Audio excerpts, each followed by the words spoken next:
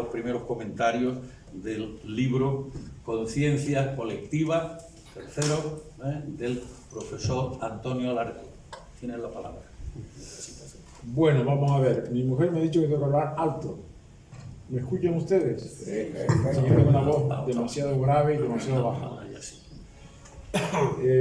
En primer lugar, decir que estoy aquí como amigo de Antonio Alarcón. Hemos sido los dos catedráticos de la Universidad de La Laguna, aunque en diferentes facultades y en diferentes momentos. Los dos hemos sido parlamentarios. Él ha sido senador y yo he sido diputado a Corte y parlamentario del Parlamento Europeo. Acabo de decir que he estado 23 años y medio de diputado del Parlamento Europeo y 7 años de diputado en las Cortes Españolas, lo cual hace 30 años en total.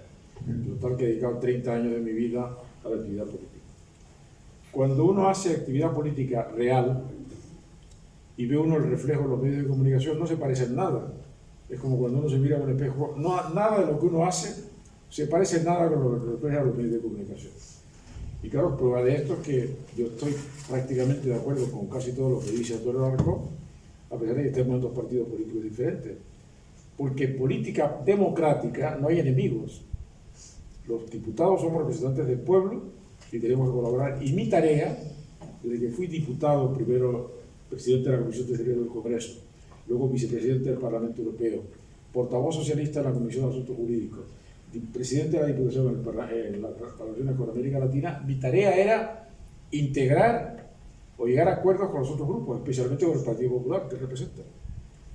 Desde el primer momento, yo recuerdo, claro, por ejemplo, cuando yo entré de diputado, estaba Fraga, de líder de Alianza Popular, que era compañero mío de cátedra de la Universidad Complutense. Sus dos discípulos principales, que eran Miguel Herrero de Miñón y Antonio, bueno, Festringen, eran alumnos míos los dos y eran íntimos amigos míos. Recuerdo cuando yo llegué, Herrero de Miñón dijo: somos muy amigos, pero ahora somos enemigos. Y le digo: Miguel, te equivocas, en democracia no somos enemigos, los dos somos representantes del pueblo y tenemos que trabajar juntos para sacar adelante el país. Era un momento además muy difícil. Veníamos de 40 años de dictadura, una dictadura que fue bastante brutal. Por ejemplo, un detalle que nadie sabe es que al pobre de José Molina Rosa, que no se había metido nunca en política, unos falangistas lo denunciaron y lo mandaron a una farmacia a tomar aceite de residuo, como trato humillante al mejor médico que teníamos aquí. Era este tipo de actividades con lo que teníamos que acabar. Después de 40 años de dictadura, teníamos que restablecer la democracia en España, poniendo por encima de cualquier consideración los intereses del pueblo español y la concordia del pueblo español. Y yo creo que eso, a pesar de todo, a pesar de lo que digan los medios de comunicación, sigue existiendo. La actual democracia española es una democracia perfecta, funciona bastante bien, hay una serie de garantías de carácter jurisdiccional, entre ellos hay el control periodístico, aunque, repito, el parlamentario que está trabajando como todos nosotros, cada cual trabaja en sus temas, puede haber discrepancias, por ejemplo, hay una serie de cosas con las que yo no estoy de acuerdo con Antonio Alarcón, pero los temas fundamentales estoy de acuerdo con él. En primer lugar, los objetivos democráticos, crear una sociedad cada vez más abierta, más inclusiva, con participación ciudadana. Para mí el artículo que más me ha gustado es el artículo que está en la página 327, que se titula La sanidad que queremos, cambio de paradigma. Yo diría que estoy prácticamente en todo de acuerdo con él, en ese capítulo. En primer lugar, él señala cómo, desde que tenemos democracia en España, la sanidad recibe cada año más recursos públicos. Concretamente, los datos además han continuado. Él recoge los datos para el año 2022, creo que es, 2021. En el 21 estábamos en el 9,2% del PIB, ahora estamos ya en el 100% del PIB, en gastos sanitarios. El problema es cómo, y bueno, hay una serie de cosas más que él reivindica, esto se ha traducido en un aumento de la longevidad, que en ese momento somos, si no el país más longevo del mundo, uno de los más longevos, y cada vez somos además más, la sanidad es cada vez mejor, los profesionales trabajan. A mí me tocó vivir, por ejemplo, el primer gobierno de Felipe González, que teníamos las llamadas guerras médicas, con un sector que pedía la sanidad pública total, convirtiendo a los médicos en una especie de funcionarios. Y Felipe González, con buen criterio, rectificó el curso y establecimos un sistema mixto, que es el que prácticamente está vigente en este momento, aunque estoy de acuerdo con Antonio que lo ideal sería la sanidad pública total. El problema es un problema presupuestario. Porque claro, en el presupuesto estamos peleándonos con seguridad, con orden público, con justicia, con educación, con una serie de con comunicaciones. Lo cual quiere decir que el presupuesto bueno, para mí el cargo más difícil en cualquier gobierno es el ministro de Hacienda. Los pobres ministros de Hacienda son objeto del odio por parte de todo el mundo, empezando por sus compañeros, que los ponen a parir, y lo único que hacen es tratar de, y mujeres que no se entienden. ¿Me escuchan ustedes? Sí. El pobre ministro de Hacienda luego trata de tener recursos para poder distribuir, entre otros, que se los gastan. Pero la idea, en un país democrático hay una serie de garantías. Porque también en España tenemos una cosa que se llama la intervención general de la administración del Estado. Yo he estado, siempre que he tenido cargos públicos, la primera cuestión es estar de acuerdo con el interventor, para que el interventor vea acomodar a él, tanto de carácter local como de carácter nacional. Y en segundo lugar, por ejemplo, la contratación pública está sometida a los tribunales de contratación, controlados, con lo cual cualquier contrato público que se haya está sujeto a impugnación. Es cierto que siempre hay alguien que se la ingenia para engañar, pero tenemos además la vía judicial. El que se salte esto está expuesto luego a unos procedimientos judiciales que pueden llevar a la cárcel, y de repente tenemos bastantes políticos en la cárcel. Es un sistema en el que y luego hay el control político, hay elecciones. El político que se porta mal, esto sale a relucir en las campañas electorales y por todo tiene que evitar. Por tanto, dentro de esto, la cuestión es cómo, por ejemplo, cuando saca el libro Antonio, estábamos en más de 2.000 euros por persona y año. Estamos ya en 2.032 euros por persona y año por cada español. Un país que tiene ya casi 50 millones de habitantes. Desde luego se puede sacar más, pero aquí se lo quitan. Me acuerdo que es el problema que se le planteaba a Felipe González cuando dijeron que iba a sacar el 0,6% del Producto Interior Bruto para ayuda al desarrollo. Y yo le preguntaba, ¿y a quién se lo quito? Se lo quito a educación, se lo quito a las escuelas, se lo quito a sanidad. Yo estoy totalmente de acuerdo, además creo que en este momento, y sobre todo el colectivo que estamos aquí, como decía, lo más importante para nosotros casi la sanidad. Ya a la escuela no vamos a ir, por lo cual, fuera fundamental, porque sin escuela no hay futuro. Pero realmente a la escuela, por lo menos a primer grado, no vamos a ir. A lo mejor vamos a alguna especialidad. Bueno, hay otra carrera, tenemos doctores y demás. Con lo cual, realmente es el concepto más importante. Y además la otra cosa que hay es la universalidad. En un momento determinado a algunos políticos se les ocurrió la idea de que había que quitarle la sanidad a los inmigrantes. Y claro, la sanidad no se divide. Si tenemos un contagio que afecta a los inmigrantes, al final nos contagiamos todos. La gran problema que tuvimos fue el COVID, que fue una epidemia que no esperábamos en absoluto. Se movilizaron recursos importantes, afectó a la economía nacional, pero salimos de esa prueba. Y ha sido un ensayo de lo que puede ocurrir en el futuro. En cualquier momento estamos expuestos a una gran epidemia y para eso que está permanente todo el tiempo. Con lo cual, pues yo estoy totalmente de acuerdo con lo que él dice aquí, en estas páginas, y en 327 a 330, que les recomiendo que lean. Hay de otras muchas cosas más, y no puedo recorrer todo, pero por ejemplo hay un párrafo que dice: no hagamos política con la sanidad, aunque sí hay política sanitaria. Es decir, la sanidad tiene su propia política que hay que discutir, que hay que ver cómo adjudicamos esos recursos que tenemos.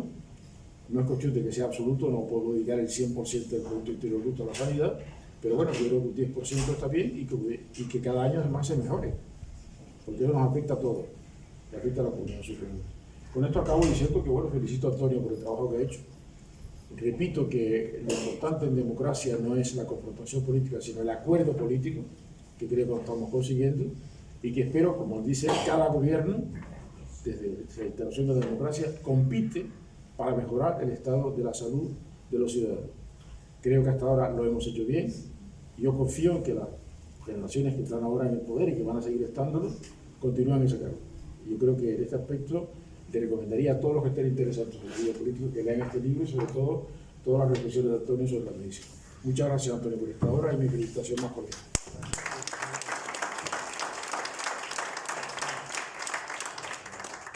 A continuación va a tomar la palabra Juan José Otamendi Rodríguez de Betancourt. Él ha ejercido la abogacía en Navarra y en Madrid, y colega de los que me acompañan en la mesa, pues ha sido senador del Reino del año 86 al 90. Comenzó para mí el momento glorioso en que pude abandonar el rectorado de la Universidad de Santander, convertida ya en Universidad de Cantabria.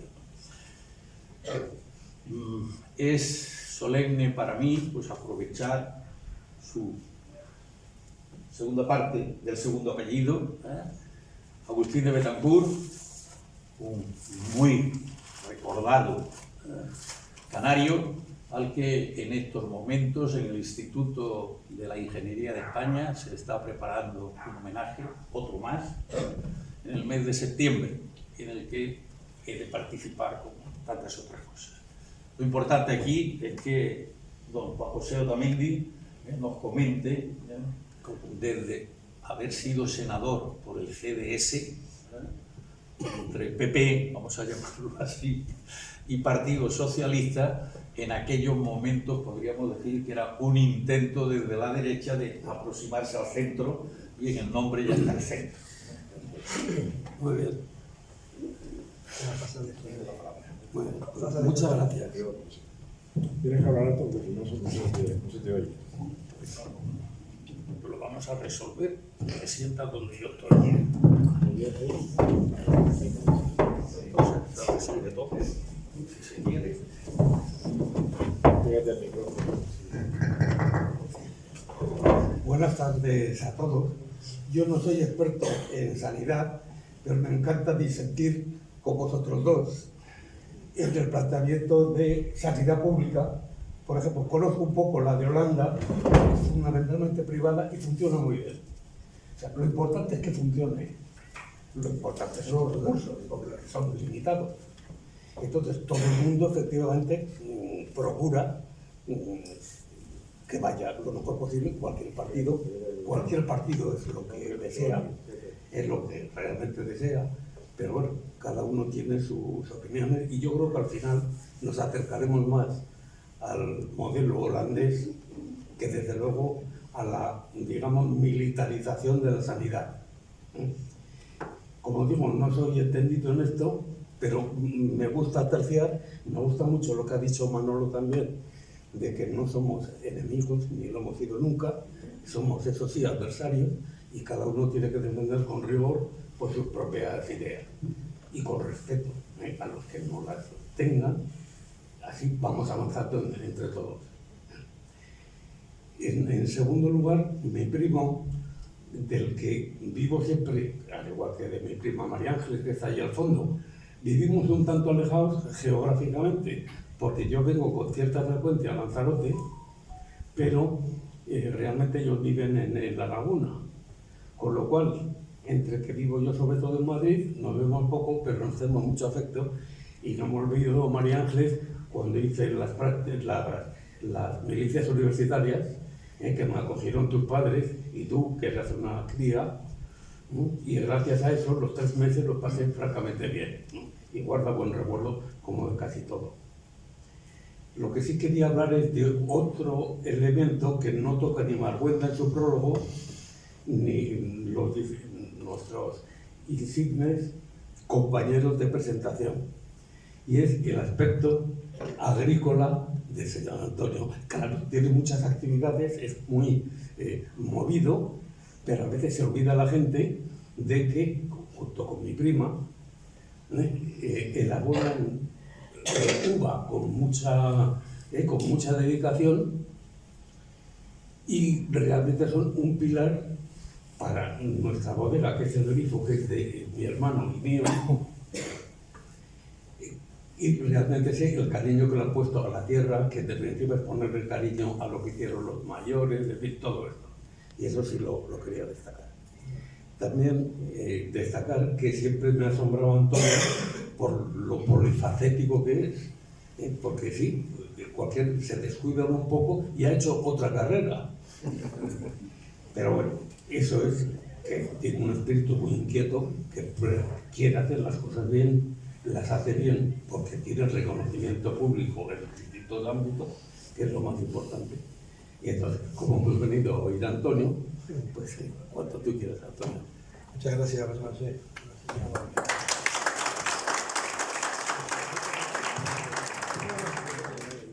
Bueno, buenas tardes a todos.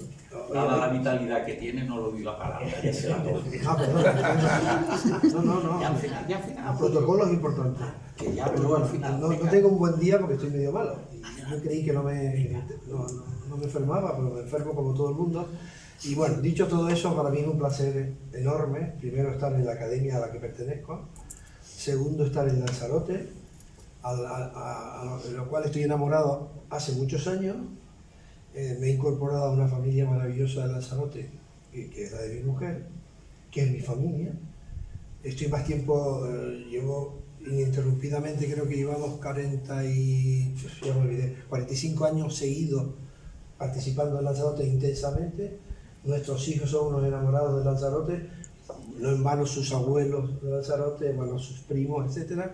Y ya mis nietos tengo 2 nietos, de los cuales presumo que están enamorados de Lanzarote. Para mí es un honor tener una mesa de esta composición y que me hayan aceptado y presentar un libro que quiero aclarar pronto lo que significa y que simplemente demuestra un poco, y el título lo justifica, conciencia colectiva. Cada vez me alegro más de llevar casi 30 años utilizando conciencia colectiva, que yo lo usaba con un carácter que tenía distinto especificación de lo que tiene hoy. Hoy lo que necesitamos más que nunca es conciencia colectiva. Más que nunca que ideología, conciencia colectiva. Y claro, cuando uno busca qué significa conciencia colectiva, me di cuenta que hace 20 y pico años que lo estoy usando, significa algo tan bonito como ni más ni menos que es un concepto sociológico que se refiere al conjunto de creencias, valores, ideas y actividades compartidas por los miembros de una sociedad o de un grupo social. Pues yo creo que es lo que más necesitamos para salir de un momento medianamente crítico. No voy a hablar de ideología, que me encanta, pero no es el caso de hoy, como es hoy la conciencia colectiva. Yo tuve la oportunidad también de hacer sociología, ya de mayor, y efectivamente me alegro mucho de haber puesto ese título, que no lo puse con la intención de que estoy diciendo hoy. Podía haber dicho que sí, pero no es así. Pero me he dado cuenta que ha sido muy oportuno. También he tenido la oportunidad de reunir el prólogo con Francisco Maruenda, al cual me une una buena amistad, producto de mi labor de pseudoescritor, porque me gustaría aclarar que este es el tercer libro que tengo la oportunidad, pero que no soy escritor. Me podría decir bien que soy un escritor, no. Yo soy una persona que escribe, que es muy distinto que escritor, pero que escribe de forma de problemas reales que tiene el entorno, que como soy un hombre comprometido, y eso sí que lo soy, con la sociedad que me ha tocado vivir, nunca he estado al margen de lo que me ha tocado vivir. Cuando era muy joven vicedecano, cuando no era subdirector médico, cuando no era senador, 15 años por cierto, que fue para mí uno de los puestos más bonitos que yo he tenido, en una lista abierta, y lo que he hecho es escribir sobre lo que estoy viviendo, lo que pienso, y además siempre con otro criterio que yo uso mucho, que es la asertividad, que yo creo que deberíamos de utilizar todo lo que significa la asertividad, que es la capacidad de tener criterio, no renunciar al criterio, no imponer el criterio, respetar el criterio y que nadie se te ponga por encima, sin perder la dignidad. Y esos dos conceptos son lo que me mueve a mí. Me he dado cuenta que es lo que me mueve a poner conciencia colectiva hoy con orgullo y dedicado principalmente a los demás. Está todo imbuido de lo que aprendí de mis padres, sobre todo de mi padre.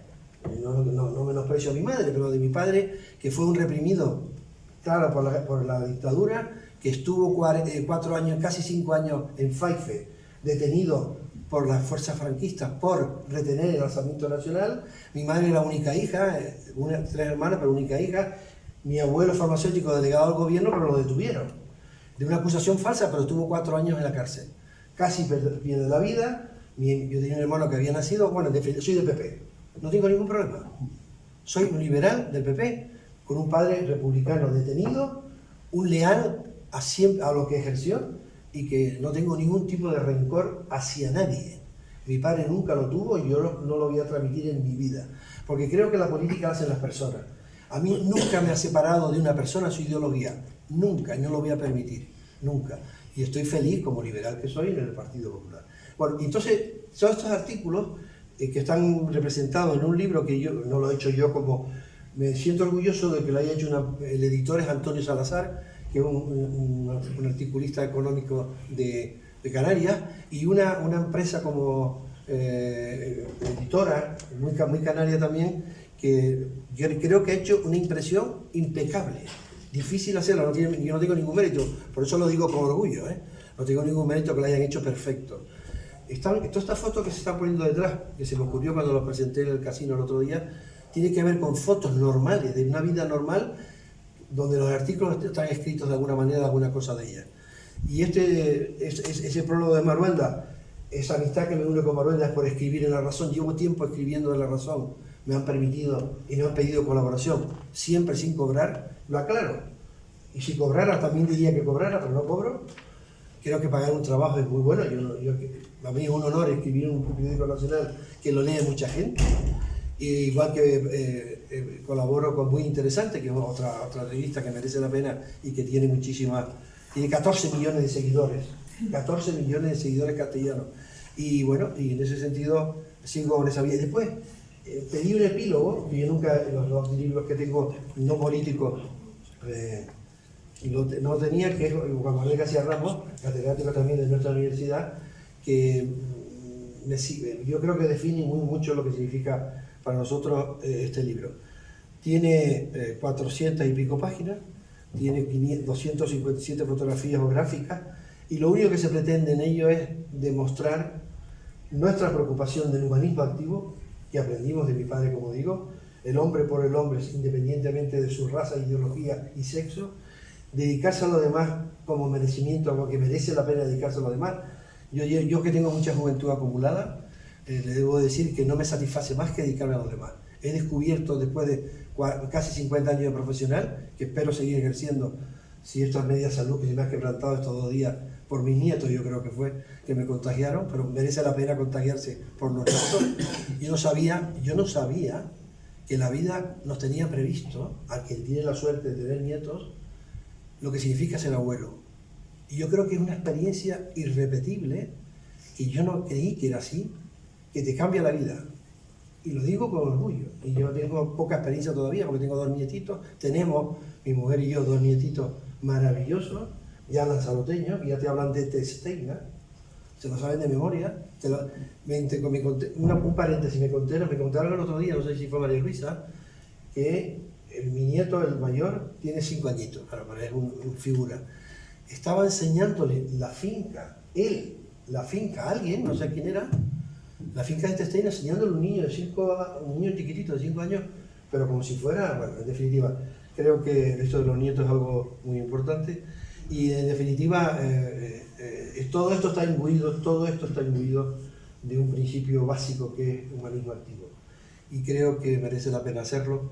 El libro, ha fallado una cosa en el libro, que es que ayer encargué a una empresa que se llama Segur, y es amigo mío, el dueño o accionista mayoritario en Canarias, me garantizó que estaba ahí aquí los 50 tomos que pedí, en que encantado repartía, porque por cierto, yo no escribo para ganar dinero, porque nunca cobro. Nunca. Es más, el editor de este libro soy yo. Perdona, mi mujer y yo. Gordi, mi mujer y yo. Porque en todo proyecto mío he estado siempre María Ángeles. Y nunca he cobrado. El último libro que escribí sobre sociología, hicimos 1000 tomos. 1000 tomos, son tomos, hubo el problema de La Palma y cogí y lo regalé todo al Cabildo de La Palma para que la ganancia se le dieran a los damnificados de La Palma. O sea, en definitiva, está hecho. Y este igual, quiero decir, tiene un coste, pero un coste que asume uno, encantado, tiene una gran satisfacción poderlo tener, se lo regalaré a los nietos cuando lean un poco, y vamos a seguir comprometidos con esta actitud de humanismo activo, que creo que es lo que más satisface. Dedicarse a lo demás merece la pena de verdad. Y con respecto a lo que decía, y como yo soy el que presento el libro, me voy a tomar que me llamen la atención cuando quiera.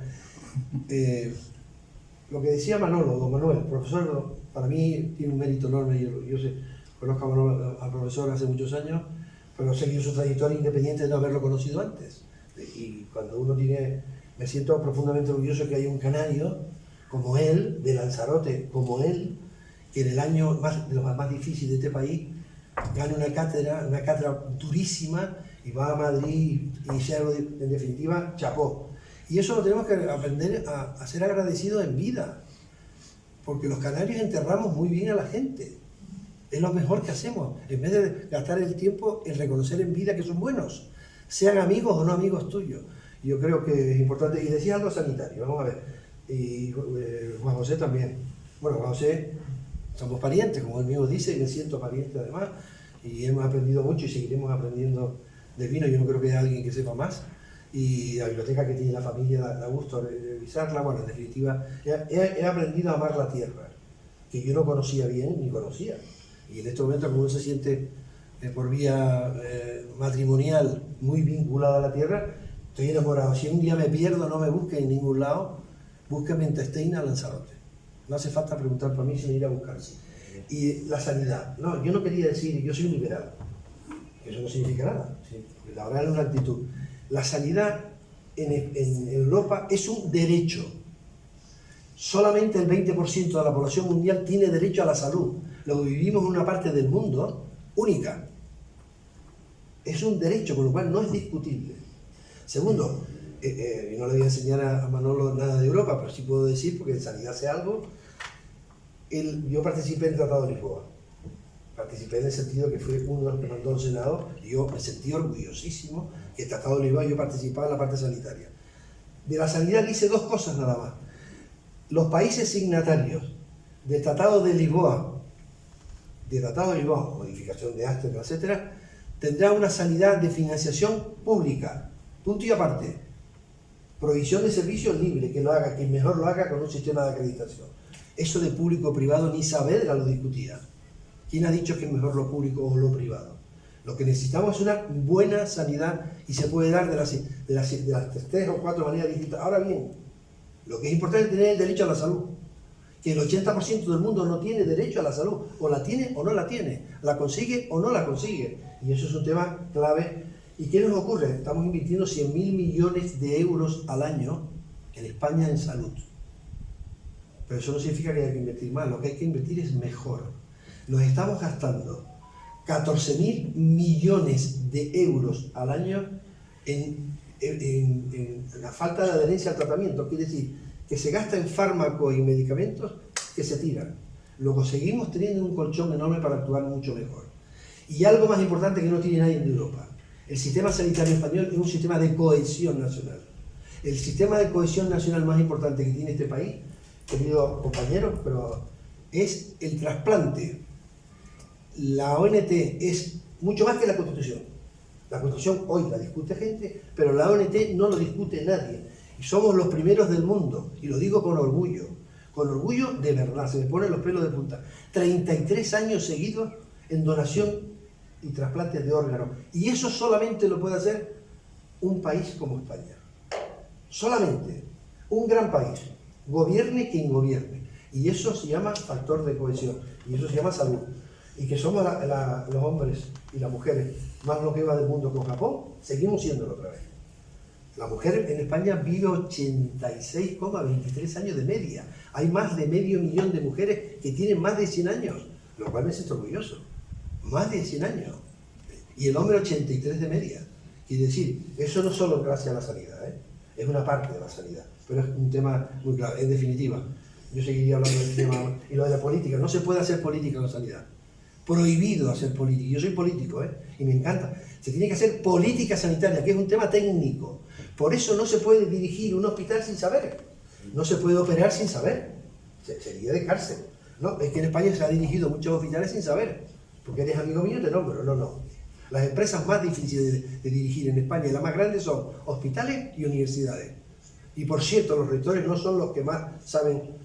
Porque en Estados Unidos, que Manolo lo conoce muy bien, los gestores de las universidades son economistas, no tienen por qué votarles, sino son los mejores para que haya grandes títulos, una vez garantizada la educación.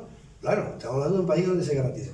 En definitiva, muchas gracias, queridos compañeros, para mí es un orgullo de verdad. Esta foto de hoy me la guardaré con mucho cariño y se lo enseñaré a mucha gente. Y muchas gracias.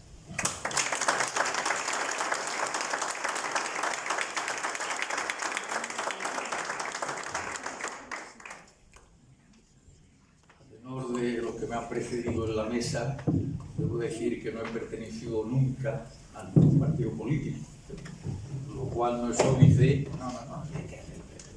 lo cual no es óbice para que en un momento inicial, pues el Partido Socialista, más o menos lógicamente, me persiguiera, vamos a utilizar la expresión al uso, y después don Adolfo Suárez también aterrizó por las Cantabrias un día con esa intención. Si siguiera no para meterte en la cárcel, ¿no? No lo sé. Bien, por lo que quiero decir es que mi tema obviamente va a ser otro, imaginad a esto, ¿no? Yo quisiera en primer lugar hablar del libro directamente. El libro está prologado por, como nos ha dicho don Antonio, por Francisco Maruenda, y aparece en el prólogo como académico de la Real Academia de Jurisprudencia. Más recientemente ha ingresado como académico de número en la sección de Derecho de la Real Academia de Doctores de España. Supongo que lo sabías, ¿no? Ya tenemos ahí un primer punto académico que es de lo que lógicamente yo quiero hablar. A continuación, en el libro, pues viene toda una extensa colección de artículos previsible, presupuestamente, hecho uno a uno y con intenciones de ser publicados en prensa, por lo menos muchos de ellos, ¿no? Es la impresión que nos dan, si no todos. Y los tiene perfectamente clasificados, ¿no? Una primera parte que él ha considerado de política, otros que ha considerado de política internacional, otros sobre investigación y más de, y finalmente otro pequeño capítulo que dedica a la laguna. Con esto lo que quiero decir es que su visión, sin olvidar lo local, su local, en la perspectiva nacional y con una amplitud a lo internacional, y no solo desde el punto de vista geográfico-político, sino de las concepciones que está utilizando a lo largo del libro. Con esto lo que quiero deciros es que, a mi juicio, pues tenemos entre nosotros hoy a un autor estudioso, se considere o no se considere escritor, un gran intelectual, con una actividad verdaderamente extraordinaria en esa actitud de escribir, y de escribir mucho, y que yo quisiera centrar desde el punto de vista de lo que debe ser las academias por una parte y los académicos por otro. Tenemos a gala en las academias que, según la Constitución, constituimos el Senado de la intelectualidad, ¿verdad? Con otras palabras que no quiero extenderme, y que en más de una ocasión pues entendemos en las academias que por qué el Senado político está hecho tan extraordinariamente bien y por qué el Senado intelectual está tan insuficientemente tratado, por decir que no está ni siquiera tratado. Bien, con esto lo que quiero deciros es que desde la perspectiva de las academias pues tenemos un conjunto de elementos que consideramos que es nuestra razón de ser constitucional.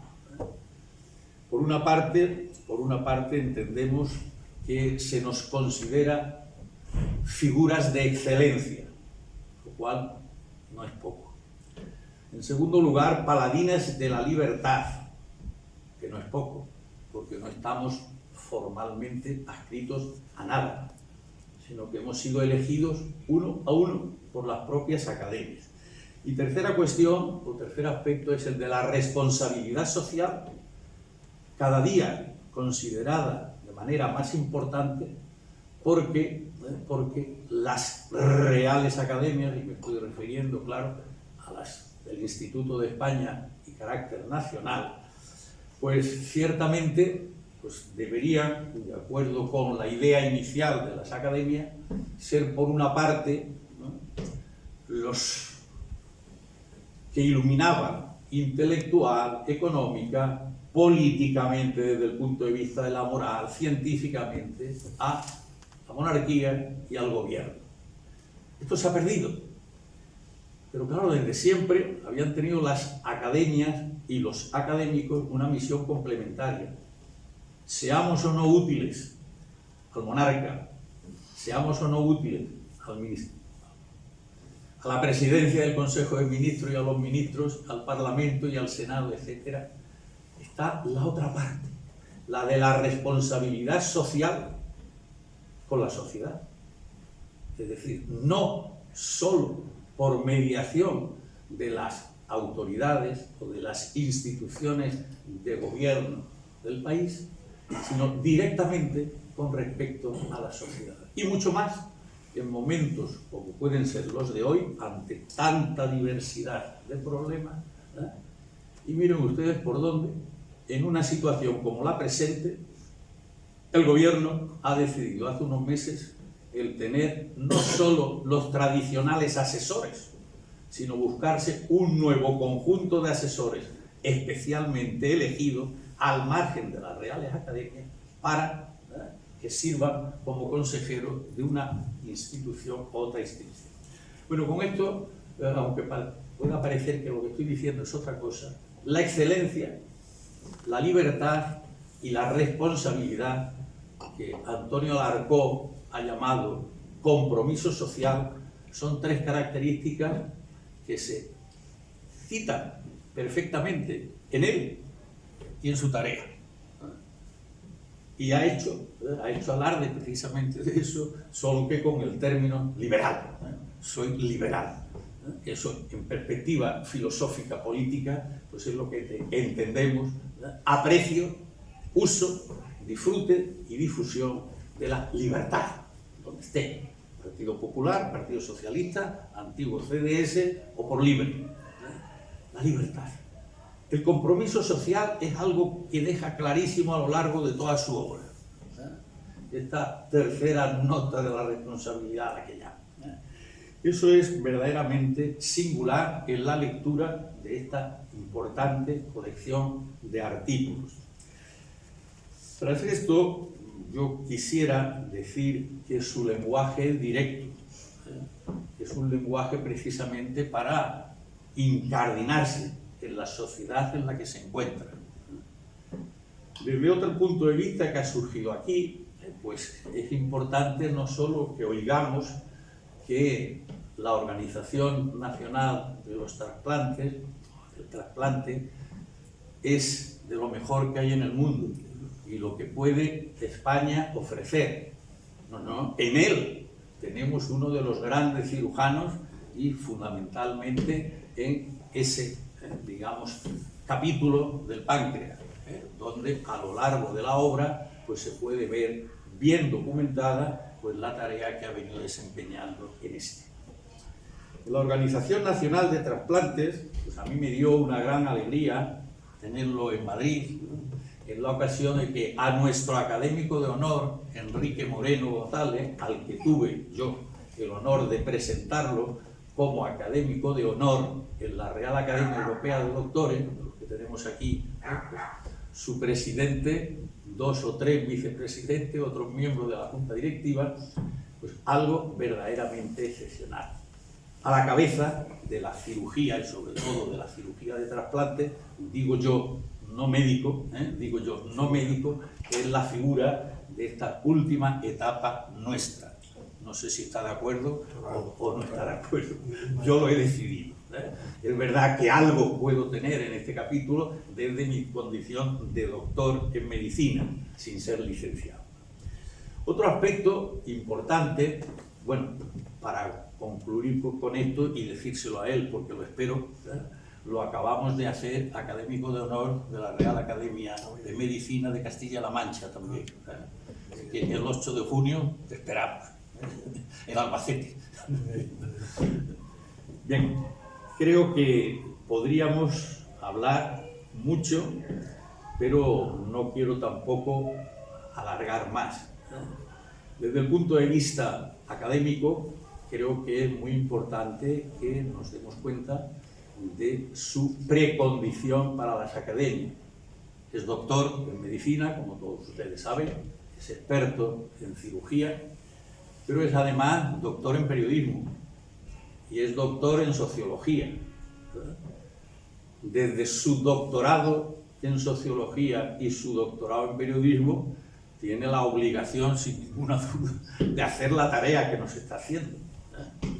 Y desde su condición de cirujano, de conocedor de un objeto, que nada menos es el cuerpo humano, y de un arte, que es el manejo del bisturí, con la precisión que significa el enfrentarse con un ser humano que está falto de alguna cosa y quizá sobrado de otra que habría que extirpar, pues tenemos aquí un marco verdaderamente extraordinario.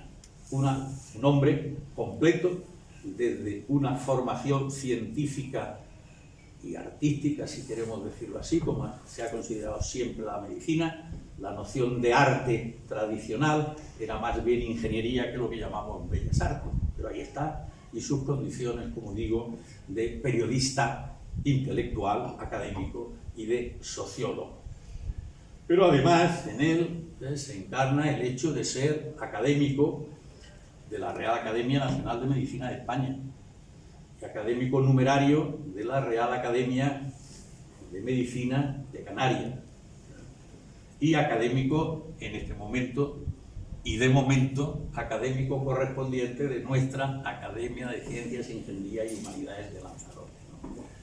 Creo, en resumen, que la obra no solo puede leerse, sino que debe leerse. Y como él nos ha dicho, pues ha enviado, para poderlo distribuir aquí, pues 50 ejemplares de su obra. Pero en este país no solo decimos que las instituciones no funcionan, como salió ayer de una magna obra sobre Lanzarote Malocelo, que todavía está esperando años para que una institución sea capaz de hacer la edición española de esa magna obra Lanzarote. Pues a pesar de los compromisos, pues no podemos distribuir como él ha querido y ha hecho que se pudiera ofrecer un ejemplar a cada uno de los presentes, ¿no? La Academia de Ciencias, Ingeniería y Humanidades de Lanzarote se siente enormemente satisfecha con la presencia entre nosotros de tan prestigiosa figura científica, médica e intelectual en líneas generales, como es el doctor Antonio Alarcón. Y nos sentimos también muy felices de que nos hayáis acompañado todos en la presentación de esta obra verdaderamente singular, que hemos tenido el honor de presentar hoy. Muchísimas gracias.